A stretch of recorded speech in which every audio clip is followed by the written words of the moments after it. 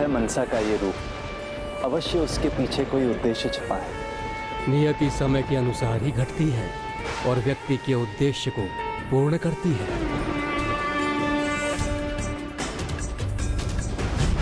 असंभव को संभव किया है मनसा ने। हलाहल के विषैले प्रभाव को दूर कर मनसा ने उसे महादेव के लिए सहनीय बना दिया है।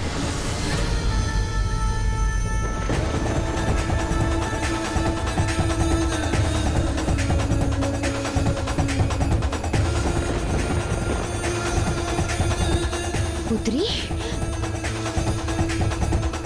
पुत्री मनसा, पुत्री मनसा, तुमने ये क्या किया? स्वयं को इतने कष्ट में क्यों डाला? पिताश्री, संतान कोई भी हो, उसका परम कर्तव्य और धर्म माता पिता का कष्ट दूर करना होता है। मुझे जो करना चाहिए था मैंने वही किया पिताश्री। मैंने अपना धर्म और कर्तव्य निभाया। कर्तव्यनिष्ठ संतान अपने माता पिता का मान बढ़ाती है, अपने सुखों का भी त्याग कर उनके जीवन के सभी दुख दूर करती है, उन्हें हर समय हर प्रकार के सुख देती है। ऐसी संतान प्रशंसा के ही नहीं अपितु वरदान की योग्य है।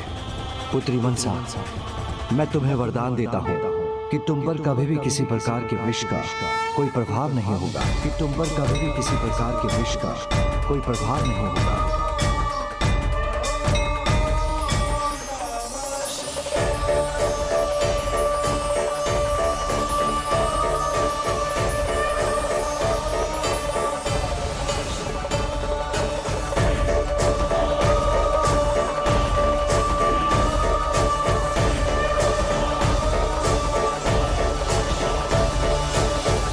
जो सभी की पीड़ा हरते हैं, तुमने उनकी पीड़ा हर संसार के सामने अत्यंत श्रेष्ठ उदाहरण प्रस्तुत किया है पुत्री। ऐसे विष को ग्रहण किया है आपने जिसे समस्त संसार में एकमात्र देवाधिदेव महादेव ही ग्रहण कर सके हैं। इसलिए आज से आप विषहरि के नाम से भी जानी जाएंगे। जिस पर आपकी कृपा दृष्टि होगी वो सभी प्रकार के विष के प्रभाव से मुक्त होगा। हे ब्रह्मदेव, हे श्री हरिनारायण, आपके वरदानों के लिए कोटि कोटि धन्यवाद। किंतु मैंने तो केवल अपना कर्तव्य निभाया है, जिसके लिए मैंने कोई भी वरदान पाने की अपेक्षा नहीं की थी। पुत्री, अपने पिता के प्रति ऐसा अपार प्रेम, ऐसी निष्ठा अत्यंत दुर्लभ है। निस्वार्थ भाव से अपना सर्वस्व, यहाँ तक कि अपने प्राणों को त्याग करने को तत्पर रहने वाली पुत्री तो सभी वरदानों के अधिकारी है। किंतु तुम्हें एक अधिकार से वंचित रहना होगा।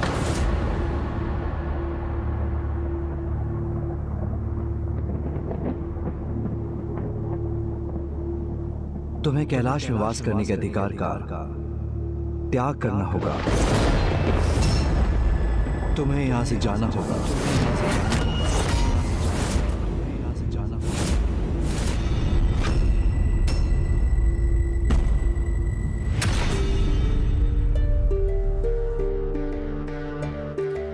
पुत्री मनसा को कैलाश से जाना होगा।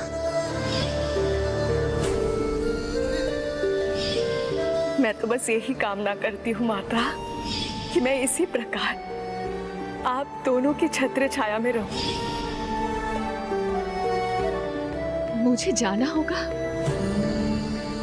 किंतु क्यों पिताश्री? इतने समय के पश्चात मुझे आप दोनों के साथ रहने का सुख प्राप्त हुआ था, उससे आप मुझे वंचित कर रहे हैं।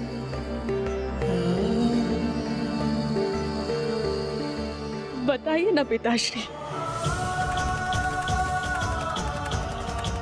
अब तुम यहाँ पहुँच गई हो, अब तुम सदैव यही रहोगी हमारे साथ।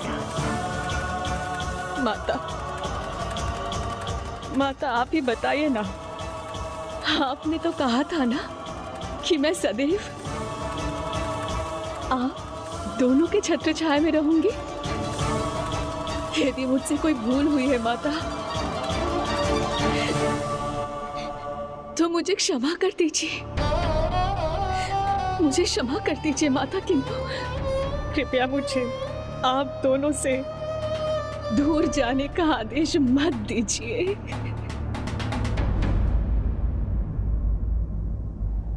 नहीं पुत्री, अब तुम्हारा यहाँ रुकना असंभव है। तुम्हारा यहाँ से जाना ही तुम्हारी नियति है। किंतु माता, ये पिताश्री का कैसा न्याय था? जिस कार्य के लिए दीदी को वरदान मिले, सभी की सराहना की पात्र बनी वो, उसके परिणाम स्वरूप पिताश्री उन्हें ये कैसा दंड दे रहे थे? ऐसा क्या किया था उन्होंने? समय और संघर्ष के अनुसार शब्दों का अर्थ बदल जाता है पुत्र। उस समय स्वामी के वो शब्द मुझे भी शूल के समान चुभे थे। मुझे भी कुछ उचित नहीं लगा था, किंतु वो एक पिता है और संतान का उचित मार्गदर्शन पिता का परम धर्म होता है। तो स्वामी भी अपना धर्म निभा रहे थे। नहीं पुत्री, ना ही ये तुम्हारा दोष है, ना ही ये कोई दंड। हम ये जानते हैं कि पुत्री की निष्ठा और सेवा पुत्र से कहीं अधिक होती है। विवाह के उपरांत भी वो अपने माता पिता की कुशलता के लिए कामना करती ही रहती है, किंतु किसी भी माता पिता को अपनी संतान के उद्देश्य में बाधा नहीं बनना चाहिए। यदि तुम यहाँ रहोगी तो अपने उद्देश्य के प्रति जागरूक नहीं रह सकोगी। इसीलिए तुम्हें जाकर अपना तप पुनः आरंभ करना होगा, तभी तुम्हें तुम्हारे जीवन के अगले उद्देश्य का मार्ग दिखाई देगा। जिस प्रकार पिछली बार तुम्हारे तप के संपन्न होने के समय तुम्हारी भेंट मुझसे हुई थी, उसी प्रकार इस बार भी तुम्हारे किसी से भेंट का संयोग बनेगा, जो तुम्हारे जीवन के लिए अत्यंत महत्वपूर्ण होगा, विशेष होगा।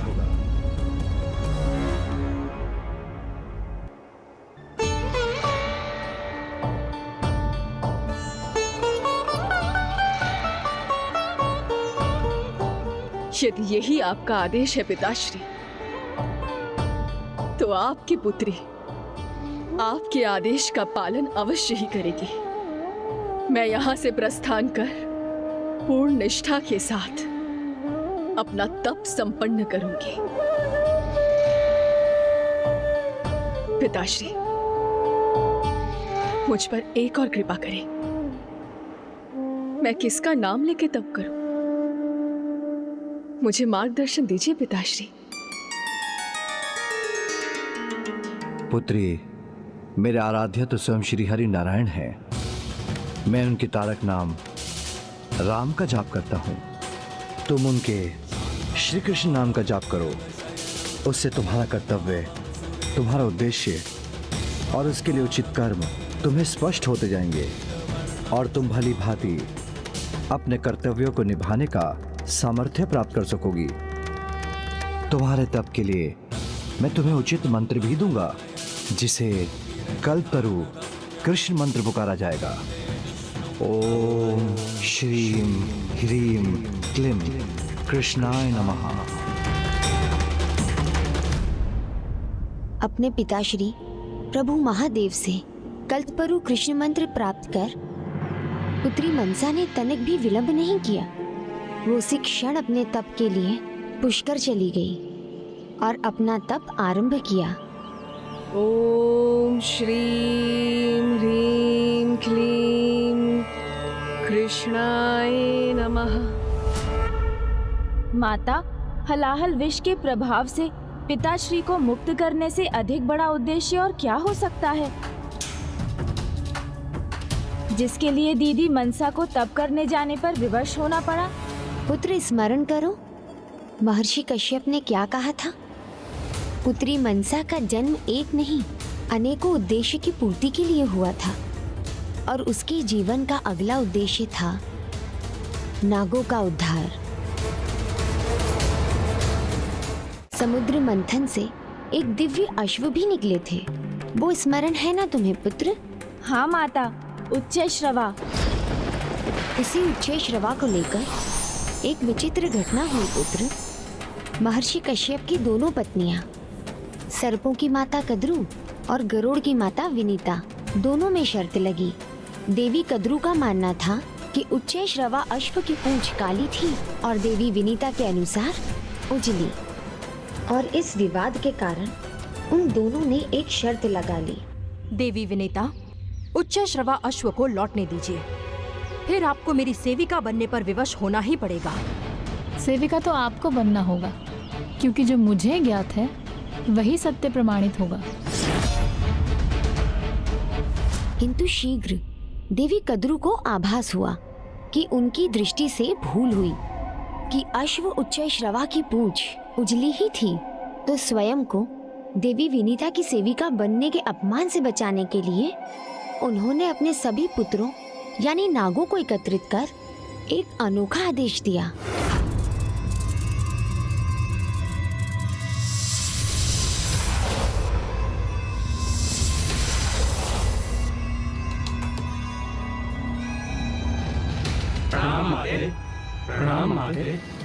अब इस शर्त पर विजय पाने के लिए तुम सबकी सहायता की आवश्यकता है मुझे। उच्चैश्रवा अश्व जब फिर यहाँ से जाएंगे तो तुम सब उनकी पूंछ पर लिपट जाना, जिससे उसका रंग काला दिखाई दे।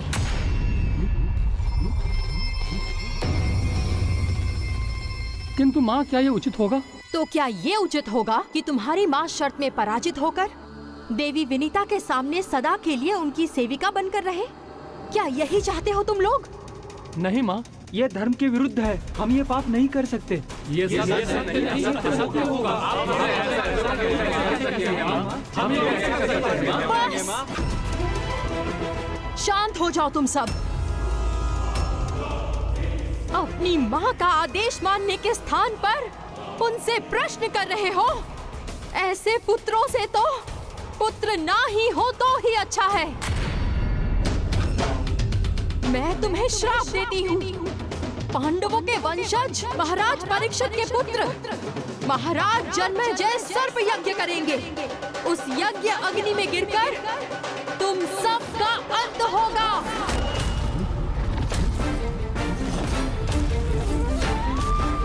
देवी कद्रू, ये क्या कर दिया आपने?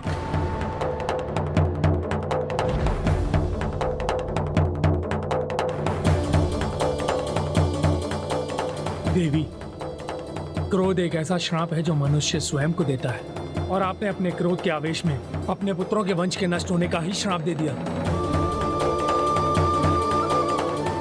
मैं तुम्हें श्राप देती हूँ। तुम सबका अंत होगा। माँ, मैं अपने सभी भ्राताओं की ओर से आपसे क्षमा मांगता हूँ।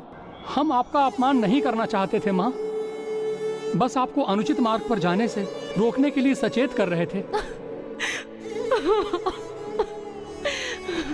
ये तो माता कद्रू से बहुत बड़ी त्रुटि हो गई।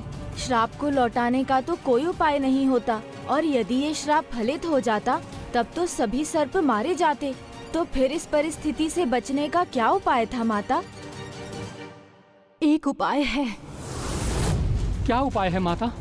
महाराज जन्मेजय का यज्ञ अत्यंत शक्तिशाली होगा, जिसके प्रभाव से नागों की रक्षा कोई तपोशक्ति ही कर सकती है। इसके लिए कोई तपस्वी कन्या जिस पर किसी भी प्रकार के विष का कोई प्रभाव ना हो, वो ब्रह्मचारी ऋषि से विवाह कर एक दिव्य संतान प्राप्त करे, तो वही दिव्य संतान महाराज जन्मेजय के यज्ञ के प्रभाव से मेरे पुत्रों नागों की रक्षा कर सकेगी।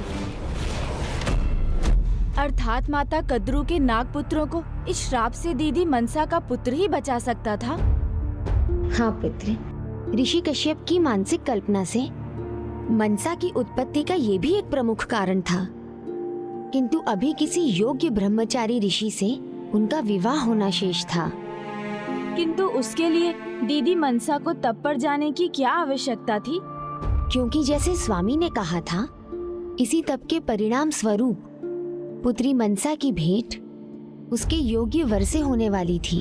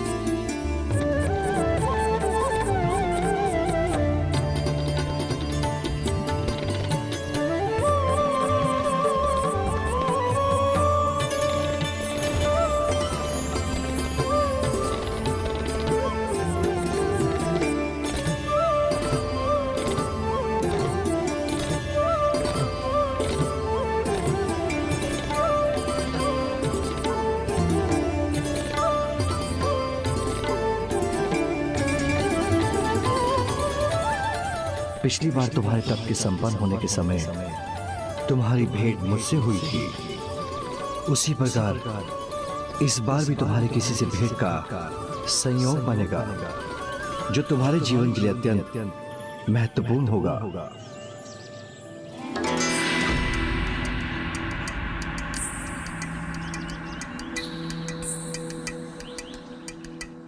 स्वामी, क्या यही वो ब्रह्मचारी ऋषि हैं जिनसे पुत्री मनसा का विवाह होगा?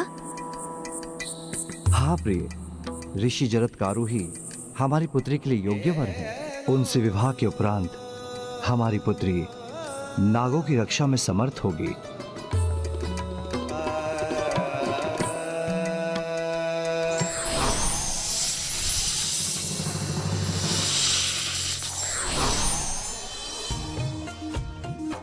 प्रणाम प्रभु महादेव। कल्याण हो। प्रभु, नागवंश के उद्धार हेतु मुझे देवी मनसा का विवाह प्रस्ताव लेकर ऋषि जरत्कारु के पास जाने की अनुमति दीजिए। वो आपकी पुत्री हैं। ये ज्ञात होने पर ऋषिवर इस प्रस्ताव को सहर्ष स्वीकार कर लेंगे। ये तो सर्वथा उचित होगा। पुत्री मनसा के ज्येष्ठ के रूप में आप उसके विवाह का प्रस्ताव लेकर अवश्य जाएं। माँ, स्वयं नागराज वासुकी दीदी मनसा का विवाह प्रस्ताव लेकर गए। तब तो प्रस्ताव सुनते ही ऋषिवर ने विवाह के लिए अपनी सहमति दे दी होगी ना? हे ऋषिवर, मेरी बहन मनसा एक श्रेष्ठ तपस्विनी हैं। महादेव एवं देवी पार्वती की पुत्री हैं। उन्होंने महादेव की पीड़ा हरी है, जिसके लिए ब्रह्मदेव ने विष हरि का नाम दिया है उन्हें। अतएव आप हमारी बहन मनसा का विवाह प्रस्ताव स्वीकार कर हमें कृतार्थ करें।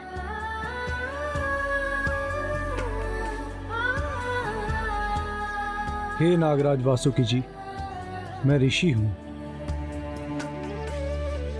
प्रभु का नाम ही मेरा सर्वस्व है। तप मेरा धर्म है और मैं अपने धर्म से कदापि भटकना नहीं चाहता। इसीलिए सभी सांसारिक बंधनों से मुक्त रहना चाहता हूं। मुझे क्षमा कीजिए, परंतु मैं ये विवाह प्रस्ताव स्वीकार कदापि नहीं कर सकता। ऋषिवर ने ये क्या किया माता? महादेव जिनके पिता है, ऐसी स्त्री के साथ को अस्वीकार कर दिया। और पिताश्री ने तो ये स्पष्ट कहा था कि यदि ऋषि जगत्कारु ने दीदी मनसा से विवाह किया तो ही नागों को उनके विनाश से बचाया जा सकेगा। हाँ पुत्र, ऋषि जरत्कारु ने ये जानते हुए भी विवाह का प्रस्ताव अस्वीकार कर दिया और पुत्री मनसा को ये ज्ञात हो गया था।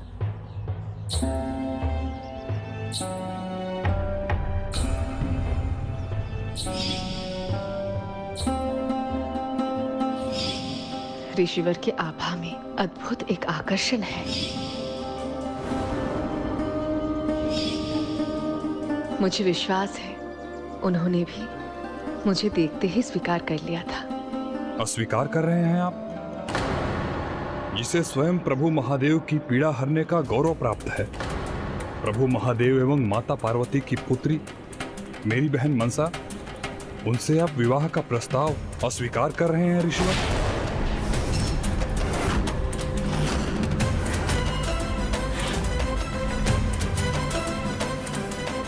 क्या ये सत्य नहीं? जब आपने उन्हें प्रभु श्री कृष्ण की आराधना करते हुए देखा था तो आप उनसे आकर्षित हुए थे।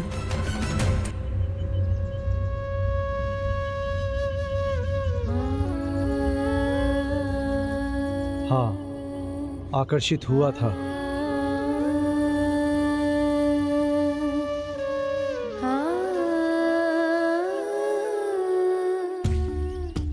उनकी भक्ति से, उनकी आध्यात्मिक शक्ति से, उनके मधुर मंत्रोच्चारण से, पर देवी मनसा से नहीं।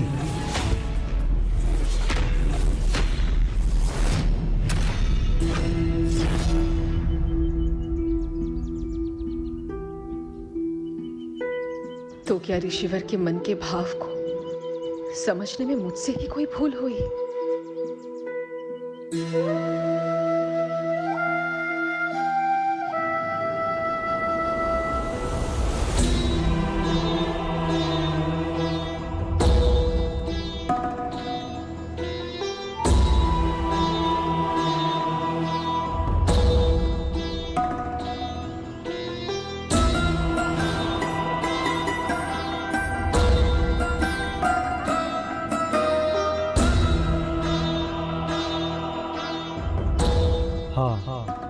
आकर्षित हुआ था उनकी भक्ति से, उनकी आध्यात्मिक शक्ति से, उनके मधुर मंत्रोच्चारण से, पर देवी मनसा से नहीं।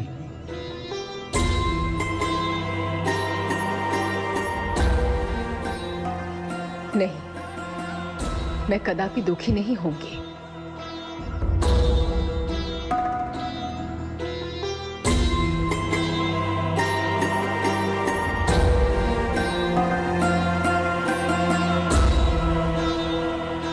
ओम ह्रीं क्लीं कृष्णाय नमः।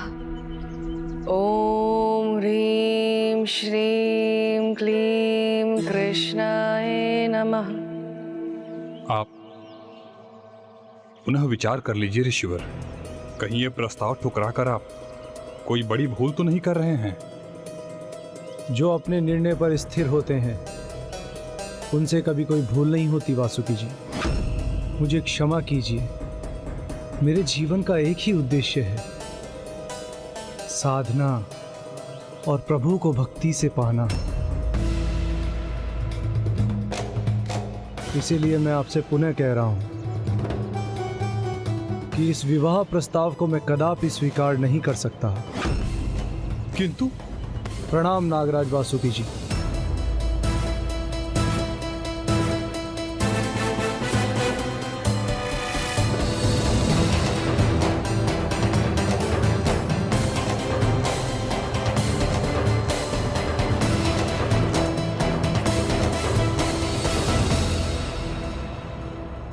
प्रभु, अब आपका ही आसरा है, मेरा मार्गदर्शन कीजिए। ऋषि जरत्कारु ने तो विवाह प्रस्ताव ठुकराकर मेरा मनोबल तोड़ दिया है। निराशा ने घेर लिया है मुझे प्रभु। हे प्रभु, मुझे तो विवाह की मंगल धुन के स्थान पर संपूर्ण नागवंश के विनाश का स्वर सुनाई दे रहा है। हे भुजगेंद्र हारम, यदि अब भी कुछ नहीं हुआ तो आपके इस भुजंग भूषण का विनाश भी तय है।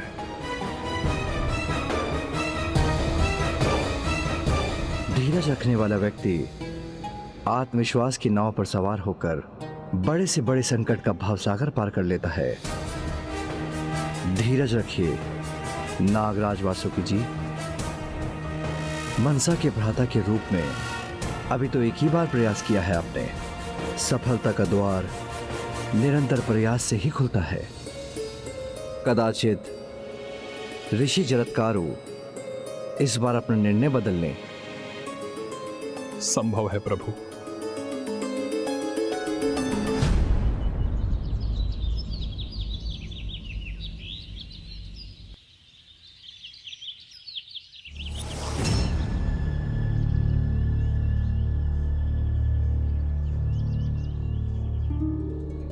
ये मैं कहां आ गया? ये क्या स्थान है?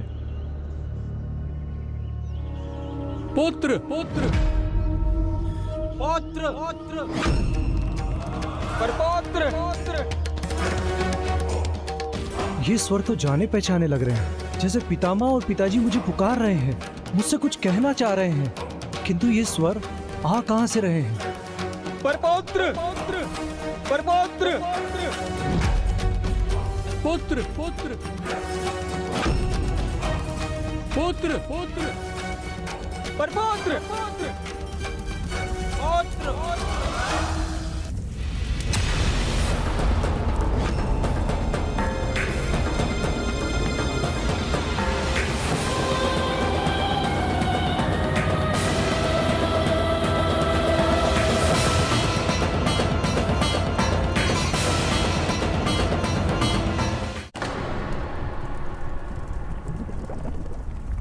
पितामह, पिताजी, आप यहाँ इस अवस्था में? पाताल लोक और स्वर्ग लोक के बीच इस तरह अधर में क्यों लटके हैं? देख रहे हो पुत्र हमारी दुर्दशा, इस डाल के सहारे टिके हुए हैं हम।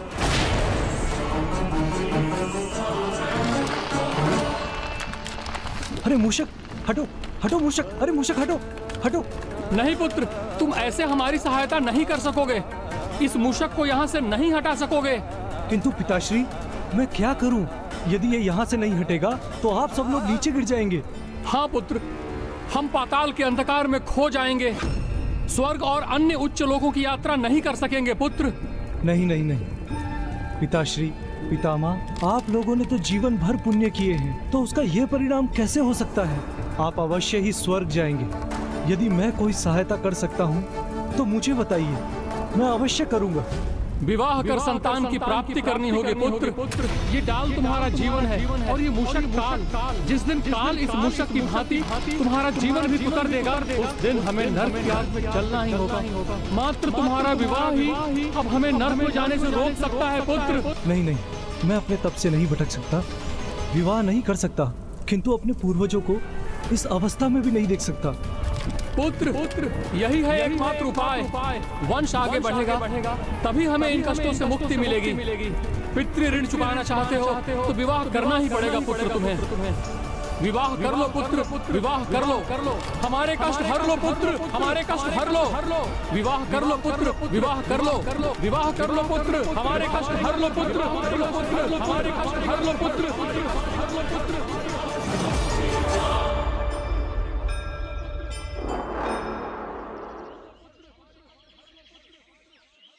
आप कुशल तो हैं न ऋषिवर? मैं आपका ध्यान संपन्न होने की प्रतीक्षा कर रहा था, इस आशा में कि इस बार आप मुझे निराश नहीं करेंगे। मैं आपसे पुनः निवेदन कर रहा हूं, और आप जब तक हाँ नहीं कहेंगे, मैं इसी प्रकार प्रस्ताव लेकर आता रहूंगा। देवाधिदेव महादेव के आदेश से उनकी पुत्री के विवाह का प्रस्ताव लेके मैं पुनः आपके समक्ष आया हूं। आपकी सहमति की अपेक्षा है। विवाह कर संतान की प्राप्ति करनी होगी पुत्र, तभी शास्त्र अनुसार हमारा उद्धार संभव है। अन्यथा हमें पाताल के अंधकार में खो जाने से कोई नहीं रोक सकता पुत्र।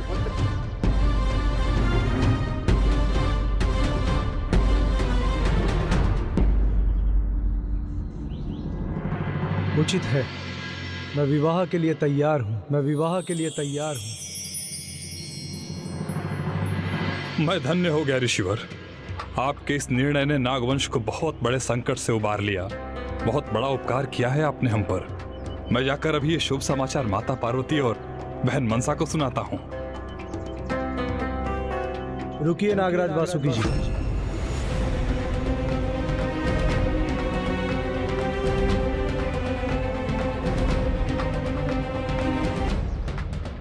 मुझे अभी कुछ और भी कहना शेष है। क्या ऋषिवर, अब क्या कहना शेष है? यही कि मैं विवाह तो करूंगा, किंतु उसके लिए मेरी 3 शर्तें हैं। कैसी शर्त ऋषिवर?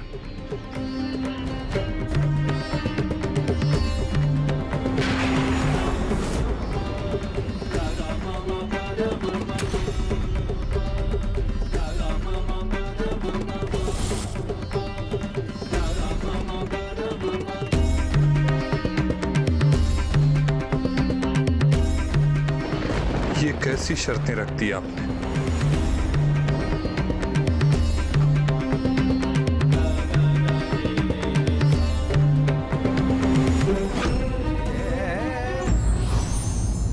जिन्हें माता पिता का स्नेह प्राप्त है वे भाग्यशाली हैं, किंतु जिन्हें उनकी सेवा का अवसर प्राप्त है वे परम सौभाग्यशाली हैं।